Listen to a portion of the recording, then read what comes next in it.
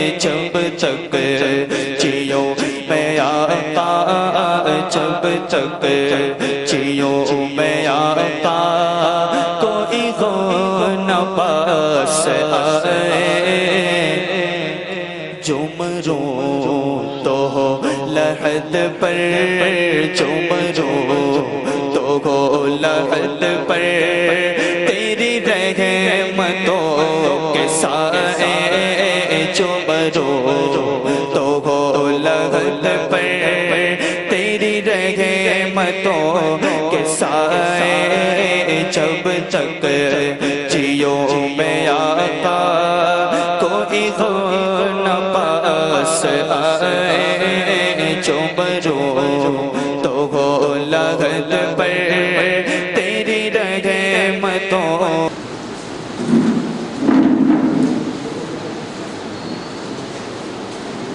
حیدرآباد دکن کی معروف شخصیت اور پائے کے عالم دین حضرت حسام الدین فاضل علیہ الرحمہ کے فرزند جناب نعیم الدین حسامی صاحب عادل کے فرزند، ماشاءاللہ سلسلہ دیکھیے نا، 3 پیڑھی حضرت حسام الدین فاضل علیہ الرحمہ کی یہ 3ری پیڑھی میں جس کا نام لے رہا، چوتھی جلال الدین حسام، چوتھی جلال الدین حسام کے کام مولانا نہیں،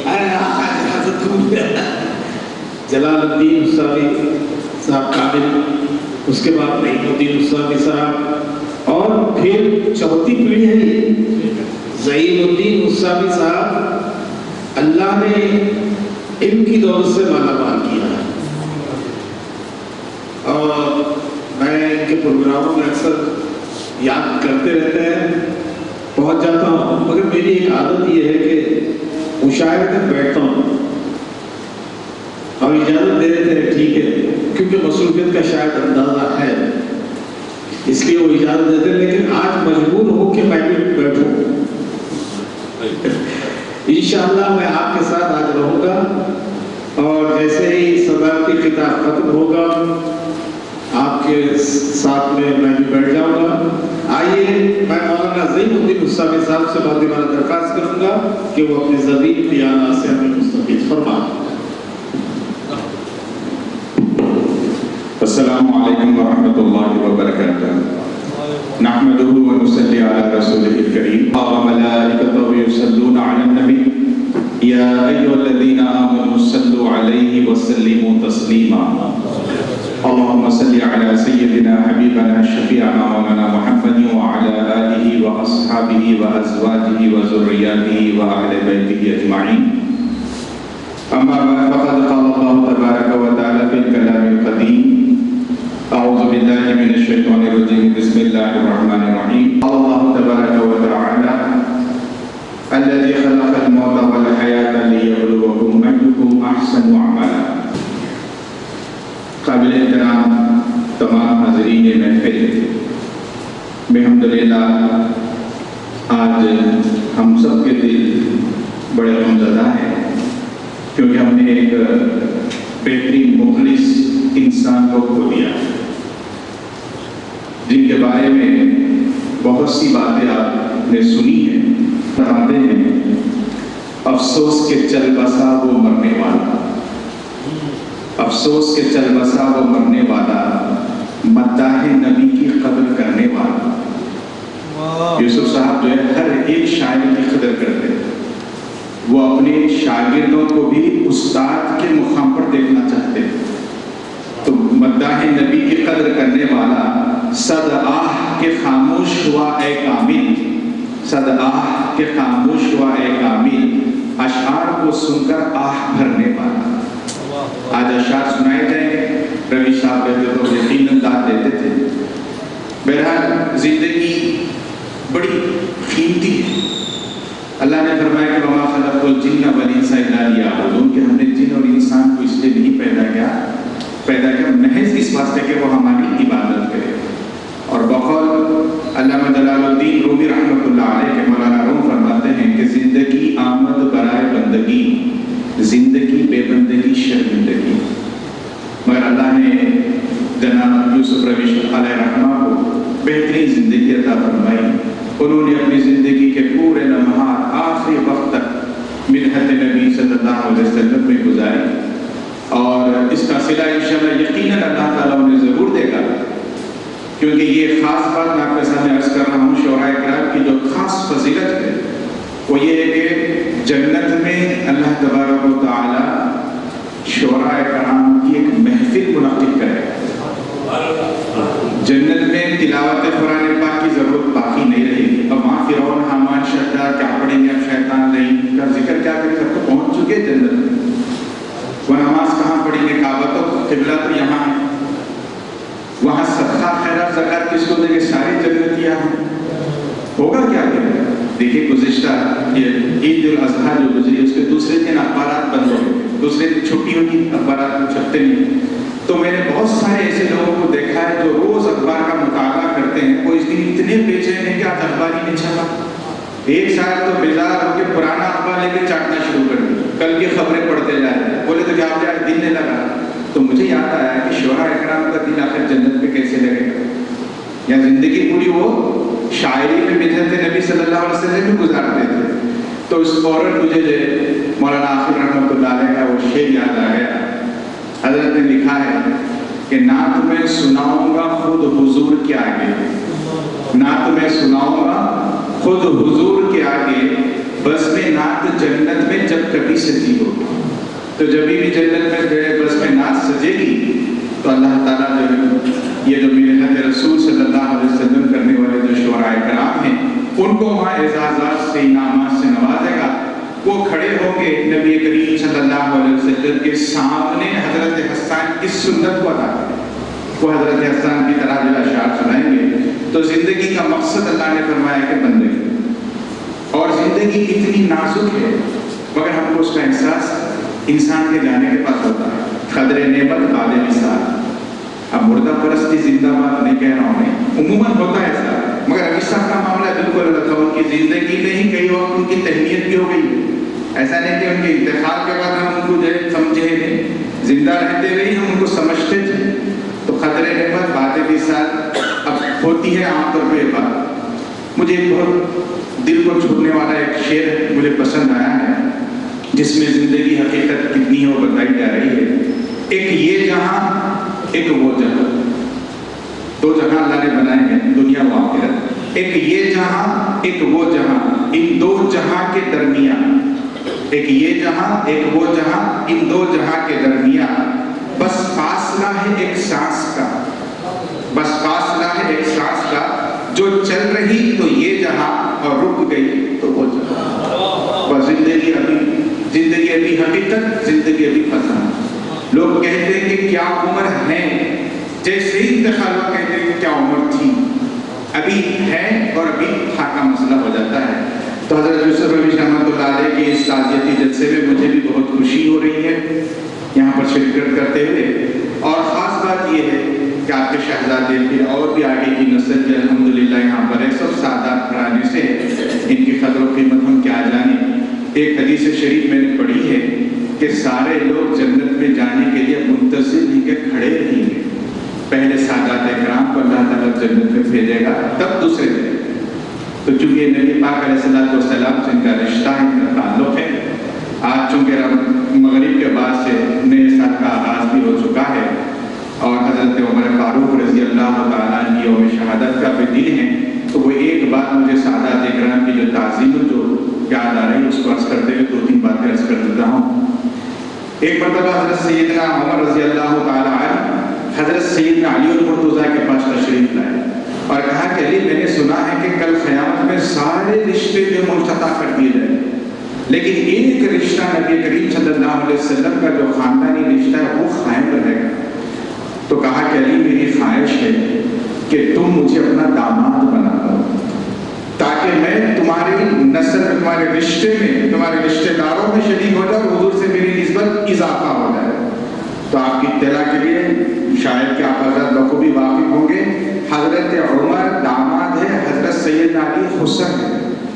حضرت علی کی صاحبزادی کی عمر لگ بھگ 16 یا 18 سال کی تھی اور سیدنا عمر کی عمر شریف 50 یا 52 سال کی تھی.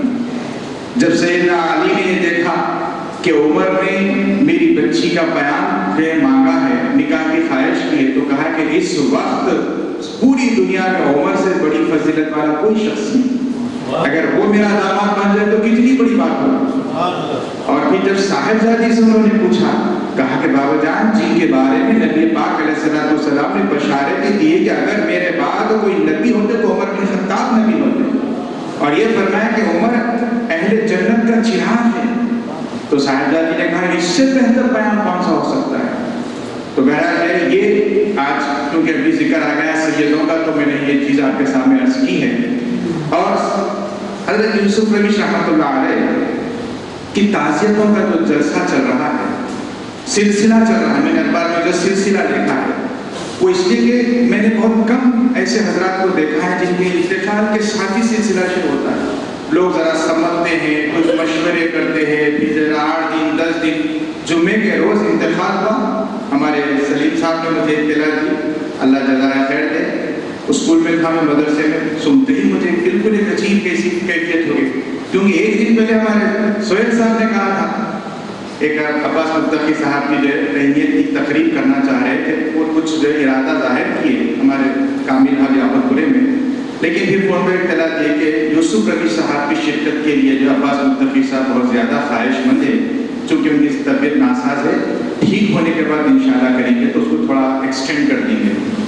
تو میں نے پوچھا تو کہا سہیل صاحب نے کہ طبیعت بہت کمزور ہے، یعنی کمزوری زیادہ، مگر دوسرے دن اطلاع ہے کہ انتقال ہو گیا۔ اور مجھے یہ خوشی محسوس ہوئی کہ اس دن جمعہ تھا اور میرا خطاب تھا کوچے خطیب مسجد میں، تو میں نے یہ چاہا کہ اجتماعی دعائیں مغفرت سب سے پہلے میں کروں، اس لیے کہ 1 بجے کچھ میرا خطاب تھا 1 سے 1:30 تک، تو میں نے بس 1:10-15 میں سارے لوگوں کے سامنے حضرت والا کا نام لے کر دعائیں مغفرت کی، کافی لوگوں نے اس پر جو آمین بھی کہا۔ اب شاید 1:30-2 بجے لوگ نماز پڑھے ہوں گے، پھر اس کے بعد دعائیں مغفرت کی، کہ میں اپنے لیے یہ خوش نصیبی سمجھتا ہوں کہ ہو سکتا ہے کہ اللہ تبارک و تعالیٰ یہ اجر عظیم ان کو جو پہنچانا ہے مغفرت کی دعا کا، تو میرے ذریعے سے پہنچاؤں گا، اس میں میری بھی اپنی جو ہے خوشی کی بات ہے۔ زندگی گزارنا اہم ترین مسئلہ ہے، لوگ آ رہے ہیں زندگی ایسے ہی گزار رہے ہیں، لیکن بڑے خوش نصیب ہیں وہ لوگ جو اللہ اس کی رضا کی خاطر تقویٰ و پرہیزگاری میں زندگی گزارتے ہیں۔ ابھی آپ نے سنا ہے کئی حضرات کے جو تاثرات آپ نے سنے ہیں، اس میں مجھے 2 باتیں یوسف رویش صاحب کے ہر بیان میں، ہر تقریر میں محسوس کر رہا ہوں، ایک تقویٰ و پرہیزگاری اور دوسرا اخلاق۔ یہ 2 بڑے جو نمایاں ان کی زندگی کے جو پہلو رہے ہیں۔ اللہ کے پاس ہے ان اکرمکم عند اللہ اتقاکم، اللہ کے نزدیک تم سب میں سب سے زیادہ بزرگ وہ ہے جو سب سے زیادہ اللہ سے ڈرتا ہے۔ وَلِمَنْ خَافَ مَقَامَ رَبِّهِ جَنَّتَانِ، اللہ فرماتے ہیں کہ جو اللہ کے سامنے کھڑے رہنے سے ڈرتا ہے، اللہ اس کو 1 سے زائد جنت عطا فرماتا ہے، جنتان کے اللہ نے ان کو بشارت دی ہے۔ تو یوسف رویش صاحب کا معاملہ زندگی میں بھی رحمت الہی کے ساتھ رہا، وصال کے بعد بھی رحمت الہی کا سلسلہ چلی رہا۔ بارش رحمت الہی ہوتی ہے، اگرچہ کہ ہم اس کو بعض اوقات سمجھتے کہ ہمارے کام میں خلل ہو رہا ہے، لیکن غور کیا جائے تو اللہ کی اتنی بڑی رحمت ہے، وہ رحمت چل رہی ہے۔ کل بھی نادر المسدوسی صاحب کے مکان پہ تھا، رحمت الہی چل رہی ہے، اب بھی اسی رحمت میں جا رہے ہیں۔ اکثر لوگ جو ہے ذرا بارش ہے تو ذرا چہرے ناگواری کے کرتے ہیں، حالانکہ یاد رکھیے جس وقت بارش ہوتی ہے اس وقت جو دعا کی جاتی ہے اللہ ضرور قبول فرماتا ہے۔ حدیث شریف میں آتا ہے کہ بارش کے وقت کی جانے والی دعاؤں کو اللہ رد نہیں فرماتا ہے۔ تو جب بارش ہو رہی تھی آج تک دعائیں مغفرت کرتے ہوئے آیا ہوں میں، ایک تو آنا تو کسی صورت تھا ہی تھا، اس لیے کہ وہ شخصیت جو ہمیشہ ہم کو یاد کرتی تھی، ہم کیسا بھول جائے۔ ایسی کون سی بارش ہے، شادی خانے ابل کے باہر نکل پبلک۔ میں دیکھا ہوں جس وقت پہلا جلسہ بزمیر سرور کونین کی جانب سے ہمارے یہاں پورے میں کامل حال میں ہوا ہفتے کے روز، تو ہمارے گھر سے 4 قدم باہر روڈ پہ نکلتے ہی 9 بجے کا وقت ہے، اتنی زیادہ پبلک آ چکی ہے شادی خانے میں کہ پارکنگ جگہ نہیں، روڈ جام ہو گئی ہے۔ یعنی لوگ یہ خیال کیے کہ بارش ہو گئی تو رک جانا پڑتا، پھر مسئلہ ہو جائے گا وہاں پہ پکوان لوازمات کھانے کے، لیکن فکر وہی ہے کہ دعوت میں جانے کا مقصد ہی کیا ہے۔ اب آج کل دعوت میں جانے کا مقصد لوگوں کو مجھے مبارکبادی دینے کا نہیں ہے، روخا دے کر آپ کی شرکت محفل عقد میں ہم हमतामी दिखा तो बस अब आके बोल रहे कि आपका इखलास खलूस खींच के लाया, वैसा था वैसा था। वो हमतामी छोड़ दीजिए, उसके बाद जो हीले बहाने जितने हैं, ऐसा था मसरूफियत थी। अक्सर ये करूँगा आपको, सब ऐसे हजरात नहीं होते। तो 9 बजे लोग कसरत से आ गए। क्या क्यों? बारिश हो गई तो रुक जाना पड़ेगा, फिर रुक गए तो फिर जो है मसला हमारा आ जाए। वास्तव में क्या अर्ज करूँ, ऐसे भी साइलेंट को देखा हूँ, मैं दोपहर में बैठी खड़ा, नहीं शाम में दावत में जाना, इसलिए अभी से जरा पेट खाली रखना हूँ। अरे अल्लाह के बंदे, क्या जिंदगी का आखिरी खाना खाने के लिए जाना है कि दोपहर से तैयारी? वो एक साहब जो बहुत ज्यादा खा लिए थे, पेट में जरा मरोड़ हो रहा था, तो शादी खाने से वापस में हकीम साहब के पास रोक के बोले, वहाँ हज़रत जरा पेट में मेरे जो गड़बड़ी हो गई, कुछ तो भी दवा दी थी। तो हकीम साहब पूछे, क्यों या क्या करें? बोले दावत से आ रहा था, जरा अच्छा पक गया तो बगैर सोचे समझे खा लिया। पेट को गंडी पेट समझा शायद, फिर बगैर सोचे समझे खा लिया। तो हकीम साहब समझ गए कि शायद उन्होंने तीसरा चौथा पांचवा हुक्म सब पार कर लिए। शायद एक छोटी चूरन की पुड़ी थी, लेके बोले मैं इसको खा लूँ। वो पुड़ी लेते, उससे में आके बोले, हज़रत अगर इतनी जगह चूरन की इतनी जगह पेट में बाकी रहता तो वहाँ का उबला हुआ आटा कहीं तो छोड़ के आता था हमें, उतनी भी जगह नहीं है मेरे पास। तो बहरहाल ये आम रिवाज बन गया है। जितना हम कोशिश कर रहे हैं और ज्यादा जो बदनसीबी होते चले जा रहे हैं। बात अब तो मैं तो जो है शादियों में जाना छोड़ ही दिया। 2 साल से जो है शायद के कोई 2-4 शादियाँ, इसलिए कि जहेज के बारे में और भी दीगर जो मुआशरे में गैर शरई रसूमात के बारे में जो एक मुहिम की तरह मैंने 17-18 जलसा किए हैं, उसके तो मैं खुद अपने लिए पाबंद हो गया। शायद कोई पाबंदी किया या ना किया मेरी उससे गरज नहीं, कहने से है मैं सरोकार अब मान या नामान तू है मुख्तार। मेरे परदादा फरमाते थे, झिझोड़ते रहे दुनिया में हम रहे जब तक, चले तो खौफ को हम गफलत से जगा के चले, अमल करे या ना करे सामाइन की मर्जी, अदा फरीजा के बाद हम सुना के चले। अब हमारा काम जो है बोल देने का है, चाहे कोई माने या ना माने। तो यूसुफ साहब का भी जो मामला है, अल्लाह तबारक व तआला के खास फजल है कि रहमत इलाही भी के साथ चल रही है, यानी बारिश का सिलसिला भी चल रहा है। मुख्तसरन मैंने उनकी ये जो ताज़ियती जो जुमले के तौर पर मैंने जो लिखा है, वो नाम की तरह किरदार के भी यूसुफ थे। यूसुफ के माने हुस्न, नबी, हसी, खूबसूरत। यूसुफ रविश नाम की तरह किरदार के भी यूसुफ थे। वो मुखलिस भी थे, मुखलस भी थे। मुखलिस इखलास वाला और मुखलस चुनिंदा। कुरान पाक में अल्लाह तबारक व तआला ने बाज़ अंबिया के बारे में फरमाया कि ये मुखलसीन में से, चुनिंदा लोगों में से, पसंदीदा लोग। वो एक शायर भी थे, एक कलंदर भी थे। शायरी की भी उनके अंदर कहीं थी, कलंदरी भी थी। तबीयत के बिल्कुल सीधे थे, रहन सहन के बिल्कुल सादे थे। आप देखें तो पहचान नहीं सकते। कई लोगों ने खराब कहा कि एमटेक थे, मामूली बात नहीं। आज जरा सा कोई एमटेक करा तो नहीं जैसे सीना तान के लोगों के सामने चलता। फिर पहले का एमटेक, आज तो गली गली मदारिस से, कॉलेज से सब कर ले रहे। उस जमाने में करना ये बहुत बड़ी बात है। अखलाक के नमूने थे, मिलनसारी के पैमाने थे, इतनी शफकत से मिलते थे। वो तैनीती कलाम वगैरह लाके कभी स्कूल में मदरसे में सुबह सुबह 9-9:30 के करीब तशरीफ लाते थे। वो देखे ज़हीन भाई, मुखातिब करते थे, देखे ज़हीन भाई, उनकी आधी उम्र से भी छोटा हूँ। सीधा साधा जगह लफ्ज़ भी बोल दिए, ज़हीन या ज़हीन भी बोले तो मेरे लिए बहुत खुशी की बात थी कि कोई अच्छा आदमी मुझसे गुफ्तगू कर रहा है। लेकिन बोलते थे ज़हीन भाई।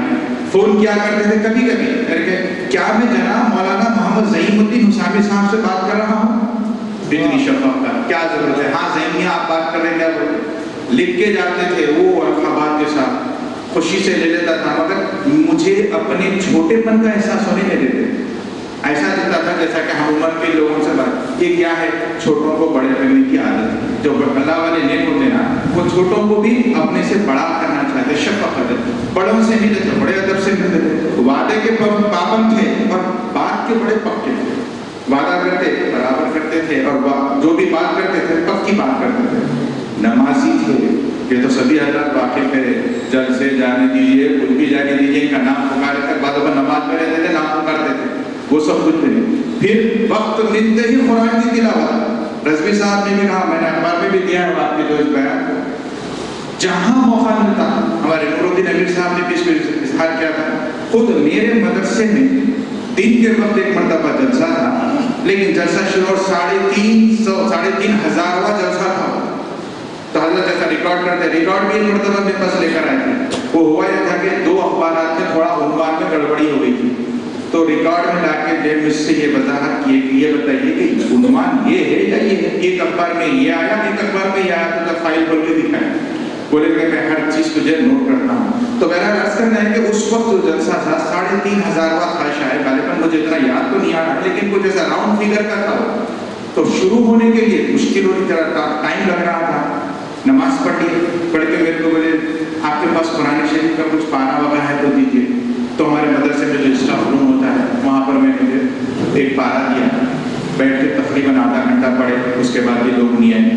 تو بولے زہینیا یہ آج کا میرا جو ہے یہ 3500 کچھ ہے جلسہ، لوگ تو نہیں ہے مگر میں آپ کے ساتھ میں سنا کے چلے آتا ہوں تاکہ میرے کو لکھنا رہتا ریکارڈ. میں نے کہا کہ اچھی بات ہے، ٹھیک ہے لکھ لیجیے. تو میرا جو ہے بڑوں کا ادب کرتے تھے، چھوٹوں پر شفقت کرتے تھے. آج وہ صاحب تعزیت ہے لیکن زندگی میں وہ صاحب تہنیت ہوا ہے. محفل میں جاتے تھے، محفل کی جو زینت بنتے تھے، ایک تو بزرگی کے اعتبار سے، دوسرا سادگی کے اعتبار سے. ہم دیکھتے تھے کہ لوگ ان کو آئے کہ ان کو ذرا غور کرتے تھے، ان کے آنے پہ ان کے جانے پہ تھوڑا سا جو ہے ہلچل ہوتی تھی. کبھی نکلتے تھے تو جو بھی ناظرین رہتے تھے بولتے تھے یوسف صاحب تشریف لے گئے تھے، مطلب یہ کہ ان کا کچھ اثر دیکھنے میں آتا تھا. جس محفل میں آتے تھے لوگوں میں کچھ نہ کچھ جو ہے ان کے بارے میں حرکت ہوتی تھی. اور بہت سارا انہوں نے اہمیت لکھی. ایک ماہر تعلیم بھی تھے تو فن شاعری میں وہ استاد کی حیثیت رکھتے تھے. ایم ٹیک کی ڈگری مجھے اس کا احساس ہے. میں جب ایم سی اے کرا تو پھر بعد میں مجھے خواہش ہوئی تھی کہ ایم ٹیک کرنا، لیکن چونکہ میرا بیک گراؤنڈ جو ہے شروع سے کمپیوٹرز کا تھا اور انٹرمیڈیٹ میں بائی پی سی تھا، گریجویشن میں پی سی اے تھا، اس لحاظ سے ایم ٹیک کی طرف میں نہیں جا سک رہا تھا. تو میں نے ایم سی اے لے لیا. تو اس وقت مجھے احساس ہوا کہ ایم ٹیک کی جو کتنی اعلیٰ ڈگری ہوتی ہے. دیکھیے ہمیشہ وہ اسٹیج کی رونق بنتے تھے، اسٹیج پر بیٹھتے تھے، آج پینل پہ آ گئے. کتنا جو ہے عبرت ہے ہم سب کے لیے کہ زندگی اتنی قیمتی ہے کہ اس کو اچھی طریقے سے گزاریے. میرے پردادا حضرت علامہ حسام الدین فاضل کا جو مشہور و شعر ہے، در نایاب ہے یہ عمر کا لمحہ لمحہ، جو ایک سیکنڈ ایک بہترین قیمتی موتی سے بھی کوئی قیمت زیادہ ہے. در نایاب ہے یہ عمر کا لمحہ لمحہ، جو بھی گزرا آہ کسی تدبیر سے پھر آ نہ سکا. کام میں لاؤ تو ہیں اس کے فوائد کیا کیا، اور جو کھو بیٹھو تو پاؤ نہ ندامت کے سوا. مگر افسوس مسلمان کو نہیں قدر اس کی، عمر برباد کیا کرتا ہے یہ کھول کر جی. حضرت والا 80 سال پہلے لکھے ہیں. جب چبوتروں کا ایسا چبوترا مشین یہ بھی گورنمنٹ پولیس کی طرف سے جو چیکنگ وغیرہ نہیں تھی، آج تو چبوتروں پہ جو عیاشیاں بے حرمتیاں آتے جاتے جائے غیر عورتوں کی طرف نظر رکھنا یہ عام رجحان بن گیا. ایک وہاں پر تو دیکھا میں ایک گینگ بیٹھ رہی ہے باوام کی، پورے بڑے باوام کے دوست سامنے ان کی اولاد کی گینگ بیٹھی ہے. اندھیرے میں ادھر بھی سگریٹ کی روشنی چمک رہی، ادھر بھی سگریٹ کی روشنی. یہ حال ہو گیا مسلمانوں کا. زندگی ابھی حقیقت، زندگی ابھی فسانہ، کب کس کو بلاوا آئے گا کوئی نہیں جانتا ہے. یہ خاص بات تھی. اور ایک اہم ترین بات یہ ہے کہ میں جو ہے حضرت والا کے جو فرزندان ہیں ان سے میں سبھی میں قلب سے خواہش کرتا ہوں کہ حضرت کے نام سے کچھ بزم قائم کیجیے. ماہانہ کوئی ایک جلسہ منعقد کیجیے تاکہ سلسلہ بھی چلتا رہے اور پھر جو مغفرت کے لیے معاملہ بھی چلتا رہے، ثواب جاریہ بھی چلتا رہے. آپ میں سے ماشاءاللہ جلی صاحب بھی شاعر بھی ہمارے سہیل صاحب بتا رہے تھے. تو آپ کے لیے تو بڑی آسان چیز ہے، مختصر محفل رکھیے، کوئی بڑے پیمانے کی ضرورت ہے. میں اکثر کہتا ہوں میرا جو خطاب کا جو انداز ہوتا ہے صرف پیش نظر 2 اہم ذات مبارکہ ہے، ایک اللہ کی، ایک اللہ کے رسول. تیسرا جو آؤ یا بتاؤ. کئی موقعوں پر میں بولتا ہوں پہلے مجھے دے دو موقع خطاب، اس لیے کہ میرے کو سنانا اللہ کے رسول کو. کبھی 10 لوگ سنے ہوئے، کبھی 50 سنے ہوئے، کبھی کچھ مجمع زیادہ تھا، اس سے ہم کو غرض نہیں ہے. آپ حضرات سے بھی خواہش ہے کہ والد ماجد کے اور جو بھی ان کے جو کلام ہیں اس کی تحفظ حفاظت کا ذریعہ بنیے. اور ہمارے جو اردو اخبارات ہیں، منصف، سیاست، اعتماد، رہنما، سہارا، یہ شمس، جتنے بھی اخبارات ہیں وہاں پر جو پسندیدہ جو منتخب جو کلام ہوتا ہے اس کو ڈی ٹی پی وغیرہ کرا کے پہنچا دیجیے تاکہ ان کو جب بھی جو ضرورت ہو کسی موقع سے وہ چھاپتے رہتے ہیں. دیکھیں میرے دادا حضرت جلال الدین کامل رحمۃ اللہ علیہ نے اپنی حیات میں معراج سے متعلق 10 نکات، معراج کے 10 علمی نکات بول کے پورا مضمون بنائے تھے. وہ حضرت نے کب بھی اپنی زندگی میں نہیں مانا، چونکہ میں نے کبھی جا کر وہ مضمون اخبارات میں نہیں دیا، اور آج 28 سال گزر گئے انتقال ہو کر، لیکن میں نے حضرت کے بعد دادا حضرت کے انتقال کے بعد سے تک 5 مرتبہ اس کو چھپتے ہوئے دیکھا ہے۔ پتہ نہیں 30 32 35 سال پر حضرت کبھی پہنچا دیے تھے ہوں گے، لیکن وہ ریکارڈ میں رہ گیا۔ اسی طرح چونکہ اکثر یہ ہو رہا ہے کہ جو ہمارے اکابرین کی جو محنتیں ہیں اس کو بعد والے جو لے کر نہیں چل رہے ہیں، ان کی پوری محنتیں جو بیکار ہو جا رہی ہے۔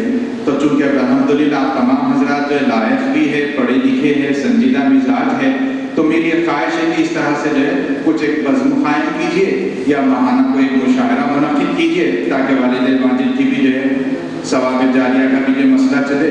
بہرحال جو ہے باتیں تو بہت ساری ہے کہ کیا کہیں، کچھ کہا نہیں جاتا کہ دین کہیں بھی رہا نہیں جاتا، مگر سب سے آپ سن رہے ہیں۔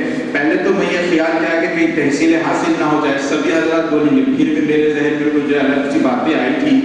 بہرحال جو کچھ بھی ہے، جتنا بھی وقت ہم حضرت یوسف رویش علیہ رحمہ کے ساتھ گزارے ہیں، بڑی خوش قسمتی کی بات ہے ہم سب کے لیے، مگر ان کا ایک نعمت بدل چاہیے، انہی کے جو خاندان میں سے کوئی ایک آگے بڑھ کر جو والد ماجد کی خدمات کو جو زندہ رکھے، اور میں سمجھتا ہوں کہ بہت سالوں تک یوسف رویش صاحب یاد رکھے جائیں گے، کیونکہ اخلاق کا معاملہ ایسا ہے۔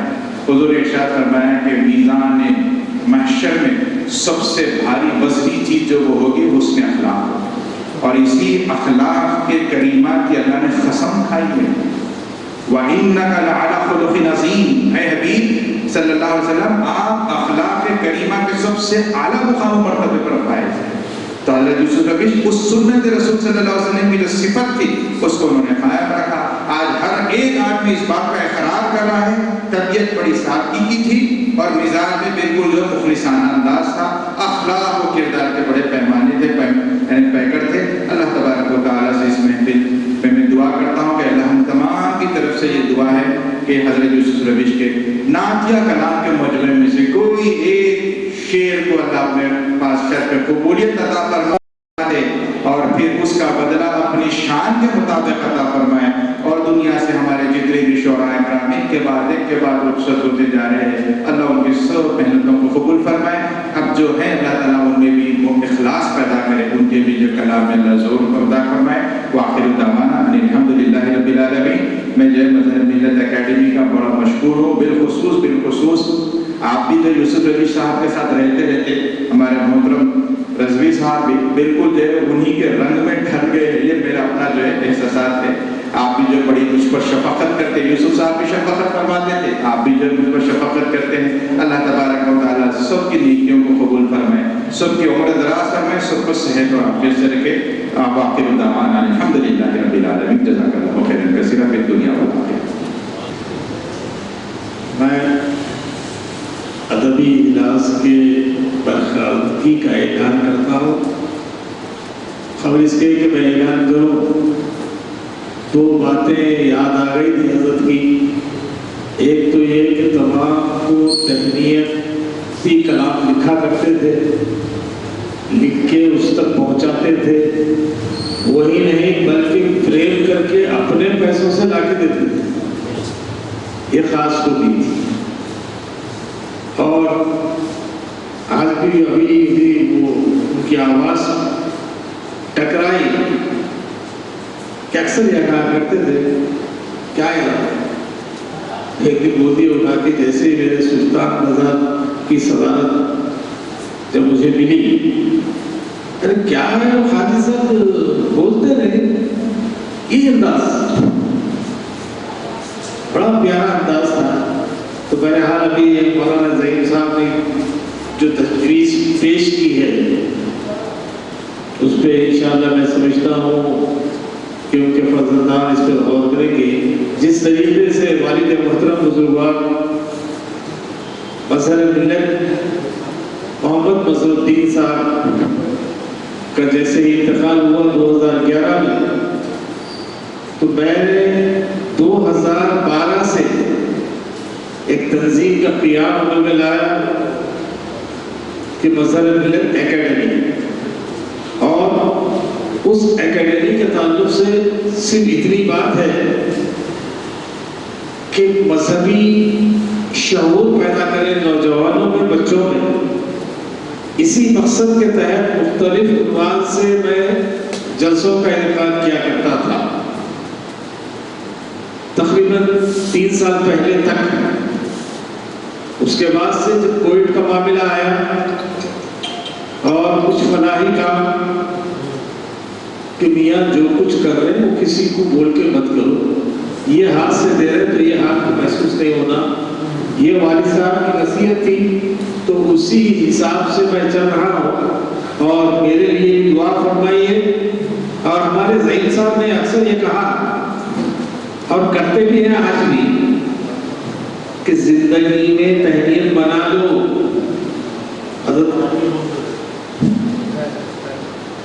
ایسا نہ ہو کہ تمہارے گزرنے کے بعد لوگ تعزیت منائیں گے تو تم تو سنیں گے. تو الحمدللہ میری تہنیت ہو گئی. اب میرے کو آگے چلنے کی ضرورت نہیں ہے. بہرحال میں تمام حضرات کا مشکور ہوں اور خصوصاً مولانا ظہیر الدین مصطفی صاحب کا اور مولانا اویس صاحب، ہمارے سید اویس صاحب کا اور سید ادریس صاحب کا، سید جلیل صاحب کا کہ انہوں نے آج کے اس پروگرام میں شرکت فرما کر یقیناً جو کچھ بھی ہم سے الفاظ ادا ہوئے ہیں اللہ تعالیٰ اس کو قبول کرے اور حضور پاک صلی اللہ علیہ وسلم کے صدقے میں حضرت کے درجات کو بلند فرمائیں. وآخر دعوانا الحمدللہ رب العالمین. اسی طریقے سے آپ جس طریقے سے ادبی اجلاس کو سماعت کیے ہیں اسی طریقے سے صبر و سکون کے ساتھ نعتیہ کلام قبر جو بھی ہے آپ سماعت فرمائیے. آئیے میں آج کے اس اجلاس نعتیہ مشاعرے کی ذمہ داری ناظم مشاعرہ جناب سہیل عظیم کو سپرد کرتا ہوں کہ وہ آئے اپنا مائک سنبھالیں.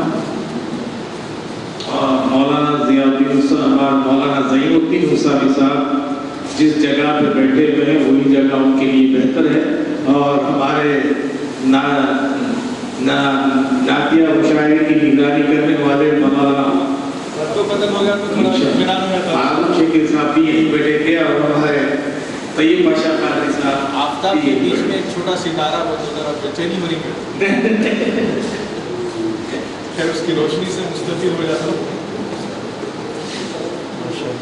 مظہر ملت اکیڈمی کے زیر اہتمام استاد سخن حضرت سید یوسف روش علیہ رحمہ کی یاد میں نعتیہ مشاعرہ منعقد ہو رہا ہے، جس کی نگرانی استاد محترم ڈاکٹر فاروق شکیل صاحب جانشین حضرت سید نذیر علی علیہ رحمہ وہ موضوع ایوارڈ یافتہ شاعر کر رہے ہیں. مہمان خصوصی میں عالمی شہرت یافتہ شاعر ڈاکٹر طیب بادشاہ قادری صاحب موجود ہیں. میں ایک اور مہمان خصوصی جناب ثناء اللہ انصاری وسیع صاحب سے التماس کرتا ہوں وہ شہ نشین پر تشریف لائیں. جناب ثناء اللہ انصاری وسیع مہمان جو حضرت یوسف روش صاحب کی شاگرد رشید ہیں، میں ان سے مشاعرے کا آغاز حضرت یوسف روش صاحب کے 2 شعر سے کرتا ہوں. ہے خبر میں بھی جلوے سرکار کی خوشبو، ہے خبر میں بھی جلوے سرکار کی خوشبو، مومن کو عطا ہوتی ہے دیدار کی خوشبو، مومن کو عطا ہوتی ہے دیدار کی خوشبو. یہ نعت کی محفل ہے میاں نعت کی محفل، یہ نعت کی محفل ہے میاں نعت کی محفل. بے شک ہے یہاں سید ابرار کی خوشبو، بے شک ہے یہاں سید ابرار کی خوشبو. آئیے میں سب سے پہلے حضرت یوسف روش صاحب کے نبیرہ سید مستقیم سے خواہش کرتا ہوں کہ وہ نعت پاک پیش کریں. کم سن سنہا سید مستقیم